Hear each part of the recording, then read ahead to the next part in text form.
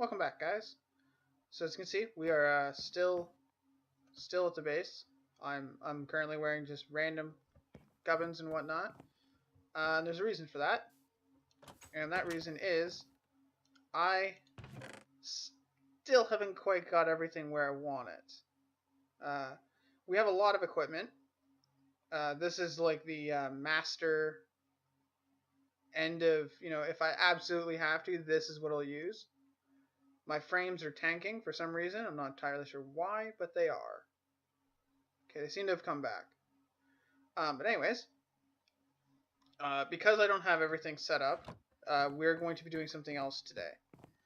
Because I don't want to go into the Ender Dragon and kind of like last time and just kind of assume that I'm going to be strong enough. I want to make sure that I have a decent chance of success. So, in order to do so, I'm going to spend a little bit more time working on that. So, in order for me to do that, I need to work on something else. So, I'm saying a so a lot. Oh my god. So many times. And I keep saying it. Oh god. Alright. There we go. That's something different. We are going to be working on a few projects this week. Most of the projects that we've been working on that just have kind of lingered. That I kind of started but haven't finished. And the current one, we need a bunch of dirt and a bunch of wood. Now, I'm not going to be able to do the whole thing because I don't have nearly enough wood. But it's this tunnel. Okay? So what we're going to do is we're actually going to work on just a few squares of this and making them look like this. Just so that we can progress forward. Maybe if we have time, we might work on the... what do you call it? The opening, I guess, by the ravine. Just because it's a change of pace. But essentially, all this really is just a giant repetitive, or just a giant repeating pattern. Okay, it's a very simple pattern, very straightforward, but it looks really nice when completed. Especially when you add the extra details of putting in like tall grass and having some of the path block, the right click of the shovel, right click the shovel, that extra path bit looks really good, and it works really well.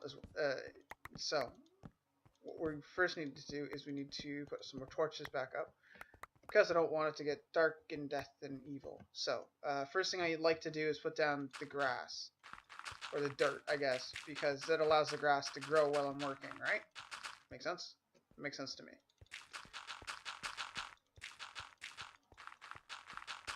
There we go. That's 2 layers. Pop that. So, more than likely I will have to finish this off camera. However, you should be able to get the idea of what I'm going for. Oops. Why do I have so many torches? Or 2 different sets of torches? Oh, because I broke some. Well, I still had a lot of torches. That makes sense. You can kind of see it there. But I'm going to show you right here. Okay. So what we do is we knock out these. And we knock out that. And then we knock out these ones here. And then these get knocked out as well. We put grass or dirt in there. That'll become grass. Because we will have tall grass and stuff inside it. Which I should be able to show you. I don't have any shears. That's what they're called. Shears. One of the things I am going to be doing is I'm going to be going back to 100%... No, toolbox. I don't have any shears in there. Wow. That's very strange. 100% vanilla textures. So the only textures that'll actually be in still be a resource pack, of course, but the only textures that'll actually be changed is just the Steve texture will be my texture. But other than that, it'll be identical to standard one. So what we do is we take these, right? We can break those as well, I guess. And then once we have dirt in there, I'll show you what we do with them. But this area here is really quite simple. All you have to do is just match the one behind it, right? So we just put spruce wood there, and that's literally all it is. Just that repeating all the way down. Now, this is a good time for me to explain my goal for the Ender Dragon. I've come to the conclusion, after some much needed, I don't know, soul searching, I guess, examination of my conflict with it, I've come to the conclusion that I am woefully unprepared. Hence the desire to get some decent equipment. One of the things I need to focus on is all of my equipment, all the enchantments on it, need to be very specific ones. Ooh, hi. Yes, this is, I don't exactly know what we're going to do here. I kind of like this to support that. I know there's going to be a roof over it, and it'll be lit up on the other side. But I don't know if there's going to be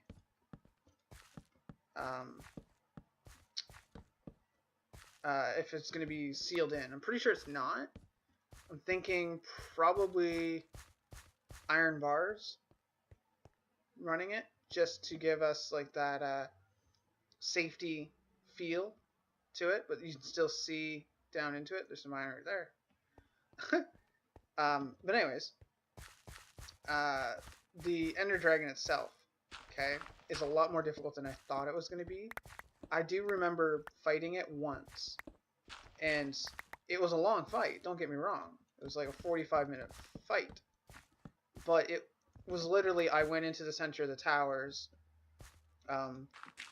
built a little nerd pole, stood on top of it, shot at the dragon anytime it got close to me, and then just destroyed the actual crystals while it was flying away, right? That was really all there was to it, because that's all the dragon fight really was. But now with this modification to it, I can't really stand in the center because it comes down to the center and it'll knock you off and destroy your pillar and stuff. So I'm going to use a combination of strategies. First, whoops, I didn't need to break that. First, we're going to take snow golems in. And they're going to be the first thing I drop down. And hopefully that will keep most of, if not all of the Endermen, I don't know, at bay, I guess. That's the right way of saying that. Keeping them away from me. I don't think Endermen will actually kill the snow golems. They might. Who knows? New coding and 1.10 things, which, for those who don't know, I am in actually 1.10. I guess it would have been obvious when we were in the Arctic, wouldn't it? Because of the new mobs.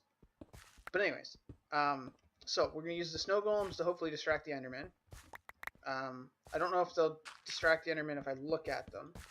Then what I'm going to do is I'm going to go into the center, and hopefully, I'm out of food, but that's fine. Hopefully, what I can do is keep an eye on where the Ender Dragon is, and then attack the Ender Dragon whenever it comes to swoop at me. When it lands, to do its like whole you have to fight me melee mode type of system, I intend to use that time to actually deal with the pillars, such as either taking shots at the ones that are exposed, which is ones I should be targeting in the first place. I don't need the pillar up to get to the ones that are exposed. I should be able to arc a shot up and over. Oh, there's some more iron. I'm going to take that. Just because we are getting a little low. I say that, but I think I have like 20 iron blocks. So, you never know, right? But anyways. Yeah, so I don't... yeah, I don't need to pillar up to deal with the end crystals that are exposed. And I was, because I wasn't really thinking. And obviously all this planning can go out the window in a matter of seconds when we're actually fighting. In addition to that, I have 3 sets of armor, because I know that dumping all of my effort into one set of armor is probably not the most effective method for achieving our goal. So what I'm going to do is I'm going to have 2 sets of equipment that are using our standard, or my standard equipment, which is iron armor, enchanted, of course, leather pants, and what do you call them? Axe. There we go. Axe and bow. That's my standard equipment. And I'll have 2 sets of that. Roughly decent armor, I assume. I'll try and get some just pure protection on them. I realize I don't actually need unbreaking or anything on them. That is going to break really quick. Because... Boop. I don't need unbreaking on them because I don't want to risk or spend the time and effort of getting unbreaking in them and then just have them fall off into the void. It's kind of not important. So instead, toolbox. Efficiency 2, unbreaking. Those are almost broken though. That's an axe. I don't want to need an axe. With silk touch, let's not use that. That's fortune 1. That's fortune 2. I don't want to touch that one because I want to see if I can't get a fortune book on it. Also, I don't have a lot of diamonds. Hence the reason for using the iron armor. However, if that all fails me, and I am forced to, I don't know, go as best I possibly can, I have created a kind of sort of god suit. I don't know if you guys saw it there, but there's a set of armor that's iron and a diamond, which has pretty crap on chance, but I'll see if I can't improve it. That needs to be replaced. But anyways, and then sword and shield with my banner on it as well, which actually looks pretty nice. It kind of looks like candy. Oops. Close that door. Jeez, come on. See, it kind of looks like a candy wrapper, like one of those little hard candies. But anyways, that will be kind of a last ditch. If these 2 sets fail me, then I'll use this as kind of like this is the best I could possibly be at the moment type of a deal. And we'll see if we can beat them that way. If we still can't, then I'm not entirely sure. We do have to kill him in order to open up the thing. I'm pretty sure. Actually, I don't even know. I should probably check that out before I really commit to... if we can't kill the dragon, I'll have to do some research. Because I'm not even sure if I actually have to kill the dragon or in order to get... somewhere... There it is. I was going to say, somewhere along here it's going to switch from stone to... or it's going to open up to the void. Now, what I'm saying is I don't even know if I actually have to kill the ender dragon to get the stronghold dimensions portal to open up. I assume I do. It would make sense. I can't see them having it so you just have to, you know, duck and weave the dragon. I assume you have to actually kill it. Besides, I actually do want to kill it because it'll be tedious if I don't. But we are really close to the end of this. Now, for a second there, that seemed almost very slow. Now, we'll probably see stuff like this where it pops out. And that's fine. I don't really care about that. Because I can cover it on the outside if I can find it. I don't know. Ugly, I guess. If it's too ugly on this, like if we were looking out here, we might be able to see that if we had the wall. We actually will be able to see that. So I might take and cover that. But anyways, has the grass grown in here yet? It has. Good. So, one of the things that we do is we take and we put grass like this. Actually, we only take one, because normally we use ferns. And then we go boop. Hey, come on. There we go. And it's tall grass, right? Now, another thing we do is we take ferns, which pretty sure I have some inside. Come on, plants. Plants. I got 5. Oh, I can take a few. I'll take them all, I guess. Somewhere in here I have jack-o'-lanterns, yes. Farming. Farming has pumpkins, that'll do. Then we can go with this. Create some of these stairs.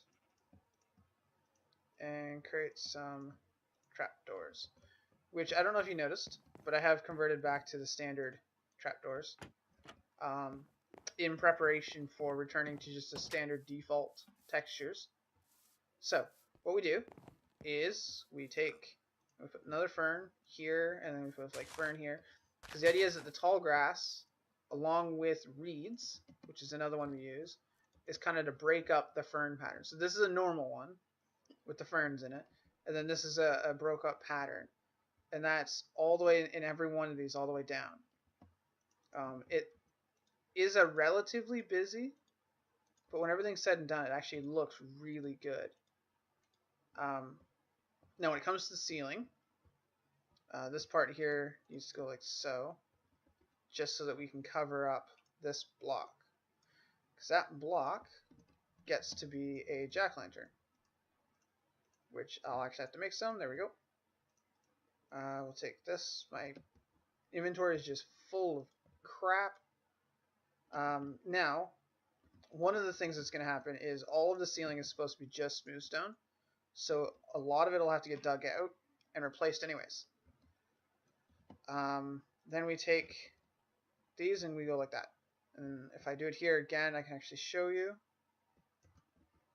So we can go like this, put that there, put that there, put that there, and then we take this out, we can put this there, and then we go like that, right? Then we can take this away. Now it's bright enough, with the pumpkins there, it's bright enough that nothing should spawn. I'm pretty sure it's bright enough, nothing should spawn. We got 11. Yeah, see, we're like 11 and 12. Now, I know it's daytime and stuff. If I take away these torches, but it's still 11. It drops to 10, 9 in here, so there might be enough for things to spawn in there. I may have to worry about that. I don't know. We'll see what happens. The only other time I built this was on a, I don't know, what do you call it, pseudo creative or pseudo peaceful. That's what I usually call it.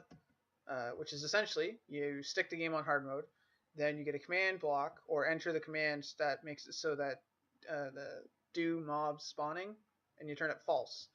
What that makes it is that so all hostile mobs won't actually spawn unless there's a spawner that actually spawns them. Like a zombie spawner will still make zombies, but they just won't spawn in the darkness. Then the last step we do with this is we take and we just kind of scatter